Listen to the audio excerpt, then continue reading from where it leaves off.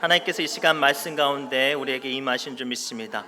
하나님의 말씀을 받습니다. 이 시간 우리에게 주시는 하나님의 말씀은 구약 성경 레위기 23장 9절에서 11절까지의 말씀입니다.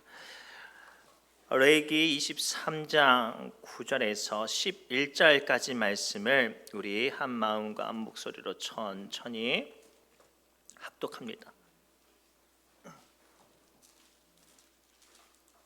레위기 23장 9절에서 11절까지 말씀을 우리 천천히 한 마음과 한 목소리로 합독합니다. 다 찾으신 줄 알고 함께 천천히 합독합니다. 레위기 23장 9절에서 11절까지 말씀입니다. 함께 읽겠습니다. 시작. 여호와께서 모세에게 말씀하여 이르시되 이스라엘 자손에게 말하여 이르라. 너희는 내가 너희에게 주는 땅에 들어가서 너희의 곡물을 거둘 때에 너희의 곡물의 첫 이삭 한 단을 제사장에게로 가져갈 것이요 제사장은 너희를 위하여 그 단을 여호와 앞에 기쁘게 받으심이 되도록 흔들되 안식일 이튿날에 흔들 것이며. 아멘. 살아계신 하나님의 말씀입니다. 기도합니다. 하나님, 이 시간 주의 말씀 앞에 섭니다. 추실절 첫 열매가 되신 예수님이란 제목으로 말씀을 받을 때 우리가 그동안 막연히 관념적으로 알았던 부활의 기쁨이 내 삶 가운데 체감되어지고 보여지고 만져지는 감격의 순간 되게 하여 주옵소서. 모든 말씀 예수님의 이름으로 간절히 기도드리옵나이다. 아멘. 우리 다시 한번 옆사람 이렇게 축복할까요? 부활의 소망을 붙잡아야 합니다 라고 축복합시다. 부활의 소망을 붙잡아야 합니다. 제가 지난주에 우리 부활절 예배를 드렸잖아요. 근데 너무나도 바빴어요. 뭐 이렇게 연합 예배도 있고 막 일들도 있고 성찬도 있는데 이 부활절에 이제 말씀을 나누는데 끝나고 나서 혼자 쭉 저도 이제 영상을 보고 모니터를 하거든요. 근데 이제 문득 그런 생각이 제 안에 들어왔어요. 부활이 우리 기독교의 가장 중요한 절기고 가장 의미 있고 가장 핵심적인 날인데 안타깝게도 제가 그날 부활의 진짜 중요한 메시지를 못 전한 것 같아서 좀 너무나도 안타까웠어요. 그리고 오늘날 상당수 많은 사람들이 교회를 다니는데 왜 부활절을 기뻐하는가, 부활의 기쁨을 정말로 체감하지 못하는 분들을 좀 많이 봤어요. 그래서 고민하던 중에 초실절과 부활절이 연관되어지는 절기거든요. 그래서 이 초실절을 통해서 부활의 의미를 깊게 나누면 우리 성도님들이 부활이 얼마나 큰 날이고 또 얼마나 우리에게 의미가 있고 기쁜 날인지를 나눌 수 있을 것 같아서 오늘 말씀을 통해 함께 나누려고 합니다. 이 초실절은 어떤 절기냐면 6월절 있는 달을 아빕월이라고 하거든요. 아빕월은 6월절 절기력으로 1월이에요. 근데 이 아빕은 히브리어로 아브라는 단어에서 파생되었어요. 보리 이삭 혹은 녹색, 생명이라는 의미를 가지고 있어요. 그리고 이 아빕월 정 가운데 15일 날 6월절을 지킵니다. 그리고 6월절을 지키고 어린 양을 피를 문설주에 발라서 죄와 사망과 죽음이 넘어가면 그 다음날 무교병을 지내요. 누룩 없는 빵을 먹어요. 그리고 그 다음날 예수님께서 부활하신 날이잖아요. 그 다음날 무슨 일을 하냐면 밭에 보리 이삭을 한 단 이렇게 가져와요. 이 보리 이삭은 그 전까지만 해도 꽃이었는데 이 꽃이 떨어지면 이렇게 알곡이 패기 시작해요. 맺히기 시작하죠. 그리고 이것을 제단에 올라가서 제사장이 가지고 하나님 앞에 흔들면서 감사 기도를 하고 그로 말미암아 이스라엘 백성들은 기뻐해요. 왜냐? 이 때를 지금은 우리 세대들은 잘 경험을 못했을 건데 우리 임충성 집사님이나 우리 김성배 집사님 같은 분들은 아실 거예요. 옛날에 보릿고개가 있었어요. 보릿고개. 겨울 내내 버티다 이 숨이 꼴딱꼴딱 넘어가기 전에 보리가 꽃이 떨어지고 패요. 근데 보리는 알곡이 맺혀져 가는데 집에 곳간에 쌀과 먹을 것이 없어요.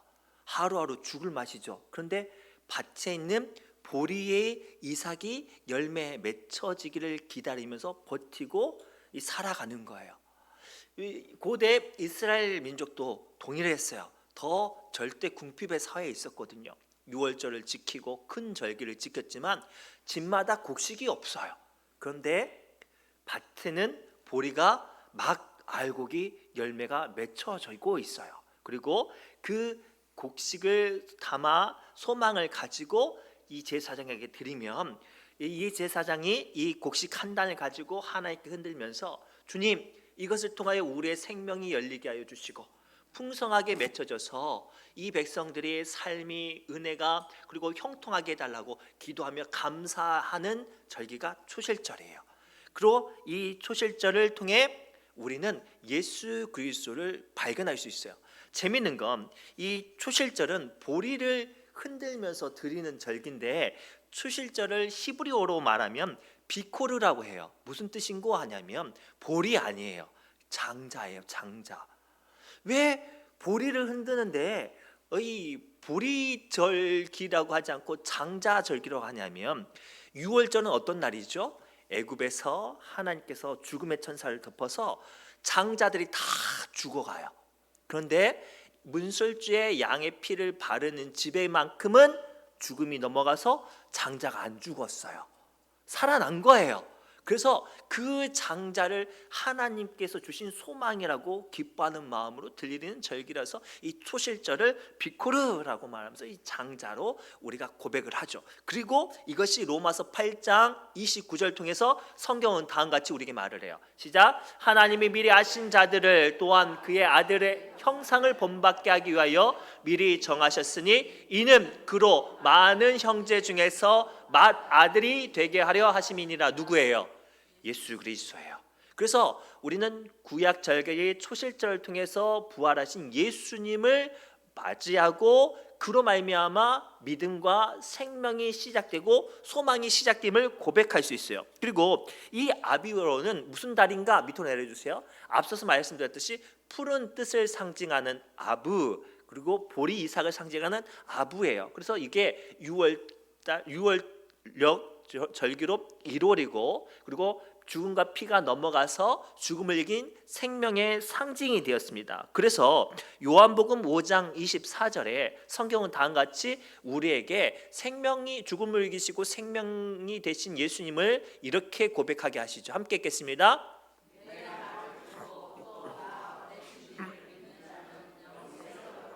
심판에 이르지 아니하나니 사망에서 생명으로 옮겼느니라. 아멘. 오늘 이 초실절을 통해서 우리가 부활절을 이렇게 바라봐야 생명이 정말로 체감되어지는 거예요. 지금은 물질이 풍족해서 마트 가면 쌀을 쌀 수 있고 보리도 살 수 있고 빵도 살 수 있고 고기도 살 수 있지만 그때는 보리가 추수를 해야 살아남을 수 있는 거예요. 그래서 이 아직 익지는 않은 이 보리, 먹지는 못하지만 이 먹지 못하는 보리 이삭을 하나님께 올려드림으로 주님 빨리 있게 해주세요. 그리고 이것을 통해 우리가 살아있게 해주세요라는 마음도 담겨져 있는 거예요. 그래서 성경을 보니까 이렇게 초실절의 절기를 지키고 나서 계수를 해요. 며칠? 50일을 계수해서 뭐를 먹어요? 보리를 먹을 수 있는 거예요. 그리고 신약에는 이 50일이 지나고 우리에게 뭐가 오셨어요? 성령님이 오셨어요. 그래서 구약은 이 초실절을 계수하여서 맥추절, 오순절을 기다리는 거예요. 이게 와야 보리의 이삭을 뵐 수 있으니까. 그리고 신약에서는 이 오순절 기다림으로 말미암아 부활하신 예수님께서 우리에게 주신 생명의 성령님이 우리에게 오시기를 기다림을 시작하는 시기예요. 고로 이 말씀을 통해 복음의 영접을 하시기 바랍니다. 한 걸음 더 나가 그러면 보리를 이삭을 어떻게 드렸을까요? 초실절에 그냥 제단 위에 딱 올려놓지 않아요. 어떻게 올려드렸냐면 제사장이 보리 한 단을 들고 막 흔들어요. 하나님 이것을 보세요. 감사합니다. 근데 이건 아직 먹을 수는 없잖아요. 그러나 이 안에 생명이 있는 거예요. 살아있다는 거예요. 우리가 횟집에 가면 이렇게 어항을 보면 물고기를 고를 수 있잖아요. 어떤 물고기 골라요? 가만히 있어서 붕붕 떠다니는 물고기 골라요? 아니면 팔딱팔딱 뛰어 있는 고기를 골라요? 그렇죠. 주인장 저기 팔딱팔딱 뛰는 놈 주셔? 왜요? 그게 싱싱하거든요. 살아있다는 거예요. 주님, 이 초실절을 통해서 저마다 집집마다 곡간과 먹을 것이 없지만 우리가 그럼에도 불구하고 살아있습니다 라는 믿음의 고백으로 초실절을 드리고, 또 이 부활을 통해서 우리가 세상 가운데 그동안 겨울 한나절 지나면서 믿음도 사라지고 기도도 사라지고 죽은 것 같았지만 부활하신 예수님을 말미암아 주님, 내 믿음이 다시 살아있게 해주세요라고 기뻐하는 시간이에요. 그래서 우리는 초실절을 통해서 부활하신 예수님을 발견하고 우리의 생명의 회복을 바라보는 거예요. 그리고 드려질 때는 어떻게 드려지는가? 이 안에 이것을 곡식을 다 볶아요. 그냥 드리지 않아요. 볶아가지고 수분을 다 날려보낸 후에 제단에 올려드릴 수 있어요. 자, 예수님께서 십자가에 달려 돌아가실 때 어떻게 달려 돌아가셨어요? 피와 물을 다 쏟아내시고 달려 돌아가셨어요. 그리고 이 시간이 끝나고 나서 뭐가 시작된다고요? 오순절을 기다리는 시간이 시작이 돼요. 오늘 이 말씀을 통해 설교를 시작하려고 합니다. 사랑하는 성도 여러분, 이 초실절 통해서 우리는 뭐를 발견해야 되냐면, 첫 번째로 부활의 첫 열매가 되신 예수님으로 말미암아 내게 소망이 시작이 되어야 돼요. 우리 9절부터 11절 말씀 함께 읽겠습니다. 시작. 여호와께서 모세에게 말씀하여 이르시되 이스라엘 자손에게 말하여 이르라. 이는 내가 너희에게 주는 땅에 들어가서 너희의 곡물을 거둘 때에 너희의 곡물의 첫 이삭 한 단을 제사장에게로 가져갈 것이요, 제사장은 너희를 위하여 그 단을 여호와 앞에 기쁘게 받으심이 되도록 흔들어 안식일 이튿날에 흔들 것이며 라고 되어 있어요. 흔드는 건 살아있다고 말씀을 드렸죠. 예수께서 안식 후 6월절 후 부활, 6월절 후 그 이틀 만에 부활하셔서 생명이 되셨어요. 그리고 이 생명을 통해서 우리는 뭐를 발견할 수 있을까요? 그 생명이 내게 시작됨을 발견할 수 있어요. 쉽게 설명하겠습니다. 한 사과 과수원 농부가 이 과수원을 시작했대요. 근데 그거 아세요? 사과 나무 묘목을 심으면 바로 그 다음 해에 사과가 열매가 맺혀지지 않아요. 최소 3년. 몇 년? 3년이 지나야 열매가 맺을까 말까 하는 거예요. 그렇게 1년, 2년, 3년, 한 달, 두 달, 세 달 기다리는데 농부의 마음이 얼마나 애탈까요? 그런데 한번 농장에 갔는데 많이도 아니고 사과가 하나가 딱 열렸어요. 신기하게, 이상하게 그 농부가 그 사과를 보고 막 펄쩍펄쩍 뛰면서 막 춤도 추고 막 됐다 됐다 소리를 지르는 거예요. 얼마나 기뻐하는지 미쳤는가 싶을 정도 막 소리를 지르는 거예요. 그래서 그 모습이 너무나 신기하니까 큰아들이 아버지한테 물어봤대요. 아버지, 사과가 다 열린 게 아니라 나무 하나에 한 개 열렸는데 왜 이렇게 기뻐하십니까? 라고 물어봤대요. 그때 그 아버지 농부가 이렇게 말을 했대요. 이 긴 시간 동안 열매가 맺혀지지 않았던 이 나무에 열매가 맺혀졌으니 이제 뭐가 시작되는 거예요? 생명이 시작되고 나무에 열매가 맺혀질 일밖에 없는 거예요. 우리가 왜 부활절을 기뻐하냐면 예수님께서 죽으셔서 살아나셔서 기뻐하는 것보다 더 중요한 이유가 있어요. 그 살아나심으로 말미암아 예수 믿는 모든 사람이 살아나는 거예요. 이게 그래서 성경에는 예수를 우리의 첫 열매 되셨다고 가르쳐주고 계세요. 고로 부활은 그래서 기뻐하는 거예요. 예수님께서 사망 권세 깨뜨려서 우리의 죄를 사하셔서 승리하셔서 기뻐하는 절기입니다. 물론 그것도 있죠. 그러나 더 중요한, 가장 중요한 이유는 그 예수님의 부활로 말미암아 사망과 죽음 같았던 우리의 인생에 뭐가 시작된 거예요? 생명이 시작된 거예요. 그래서 우리는 초실절을 통해서 부활의 생명을 통해서 기쁨을 붙잡는 믿음의 사람 되시길 바랍니다. 그렇다면 마지막으로, 그럼에도 불구하고 한 걸음 더 나아가 이 부활의 기쁨이 우리 안에 계속 반복이 되잖아요. 부활절 돌아올 때마다 기뻐하죠. 작년에 기뻐했고 올해는 조금 덜 기뻐하고 내년에는 그냥 박수만 치고 끝날 건 아니죠. 신기하게 이 기독교 역사가 이제 천년이 가까이 2000년이 넘어가는데 신기하게 부활절마다 모든 나라 모든 교회는 다 기뻐해요. 그 궁금해 보신 적 없으세요? 물론 이렇게 예수님 막 부활할 때는 진짜 기뻐했겠지만 1년, 2년, 3년 이렇게 보면 기쁨이 조금 사그라들잖아요. 쉽게 설명하면 우리가 신혼부부 할 때 신혼 3년 동안 결혼식 다음 날에는 막 남편과 아내가 너무 사랑스럽고 막 열렬히 막 뜨겁지만 한 10년 살면 어때요? 그렇죠. 근데 희한하게 교회는 안 그래요. 부활절마다 기뻐하고 잔치가 되고 감격한단 말이에요. 그 이유가 뭐가 있는가? 중요한 거예요. 이 예수 그리스도의 부활로 말미암아 우리에게는 이제는 풍성한 열매가 가득 차는 것들이 보여지는 영적인 세계가 열려져요. 그래서 사도행전 2장 41절에 오순절 사건을 통해서 길거리에 뛰어나가 예수 복음을 전하는 사람들에게 어떤 일들이 임하는지 함께 볼게요. 함께 읽겠습니다. 시작.